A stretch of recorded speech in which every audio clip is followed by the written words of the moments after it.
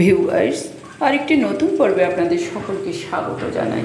আশা করছি সকলেই ভালো আছেন, ভালো থাকেন, সুস্থ থাকেন, এটাই কামনা করি। তো আমিও ভালো আছি। চলুন আজ আপনাদের সাথে শেয়ার করব ছোটপেনি নদীর ভাঙন রোধকল্পে কি কি করণীয় এবং কি কি করা হচ্ছে সেই সব কিছু আপনাদের সাথে শেয়ার করব।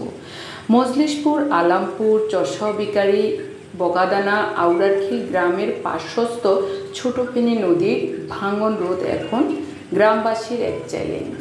এই ভাঙন বহুদিন পূর্ব থেকে আস্তে আস্তে ভাঙতে ভাঙতে বর্ষায় এর মারাত্মক রূপ ধারণ করেছে।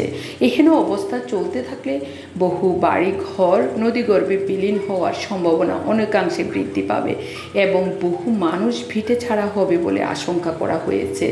বহু পরিতাপের বিষয় হলেও এ পর্যন্ত কোনো মানুষ তেমনভাবে ক্ষতিগ্রস্ত হয়নি বা মারা যায়নি। এ ধরনের কোনো খবর পাওয়া যায়নি বলে খুব ভালো লেগেছে। তবে বাংলাদেশ সরকারের মন্ত্রণালয় কর্তৃক ছোটফেনী নদীর ভাঙন রোধকল্পে আমার কাকা এবং গ্রামবাসী ঊর্ধ্বতন কর্তৃপক্ষ সকলের মিলিত আবেদনের প্রেক্ষিতে অনেক কষ্টের বিনিময়ে আজ সুদিন এসেছে বলে মনে করা হচ্ছে। দেখুন, এখন কাজ চলছে পুনঃ উদ্যমে। ক্ষতিগ্রস্ত মানুষের মুখে হাসি ফুটে উঠেছে। তারা সকলে আশাবাদী। এখন নদীতে ড্রেজিং করে বালু বস্তাবন্দি করে কিছুটা ভাঙনের কবল থেকে এলাকাবাসীকে মুক্তি দিবে বলে ধারণা করা হচ্ছে। সবার মুখে আনন্দের ছাপ পরিলক্ষিত হচ্ছে। আসলে মুচাপুরে নির্মিত 23 ভোল্টেজের যে ক্লোজারটি নদীগর্ভে বিলীন হয়ে গেছে, আজ ছোটপেনি নদীর ভয়াল পরিণতি সেই জন্যই হয়েছে বলে ধারণা করা হচ্ছে, যা গত কয়েক বছরের তুলনায় মারাত্মক হয়ে গেছে বলে আমরা সকলেই ভেবে নিয়েছি। কাজিরহাট বাজারে যাওয়া আসার জন্য ছোটপেনি নদীর এখান দিয়ে যে রাস্তাটা নির্মিত হয়েছে তাও ভেঙে গিয়েছে এবং বেশ কিছুদিন পর্যন্ত মানুষ নিজেদের সুবিধার্থে মৃত আশু মাস্টার বাড়ির মধ্যখান বরাবর অর্ধ শতাধিক লোক আপ ডাউন করত, অর্থাৎ বাজারে আসা যাওয়া করত। এতে বাড়ির প্রাইভেসিও নষ্ট হওয়ার উপক্রম হয়েছে। তা আস্তে আস্তে বন্ধ হয়েছে। সোনাগাজী, কোম্পানিগঞ্জ ও দাগনভূঞা উপজেলার বিস্তীর্ণ এলাকা ক্ষতিগ্রস্ত হয়েছে। ছোটপেনি নদী ভাঙন ফেনী, নোয়াখালীর 3টি উপজেলাকেও ক্ষতিগ্রস্ত করেছে।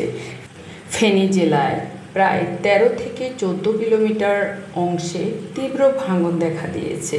এই ফেনী নদীটি ভারতের ত্রিপুরা রাজ্য থেকে উৎপন্ন হয়েছে বলে ধারণা করা হয়েছে।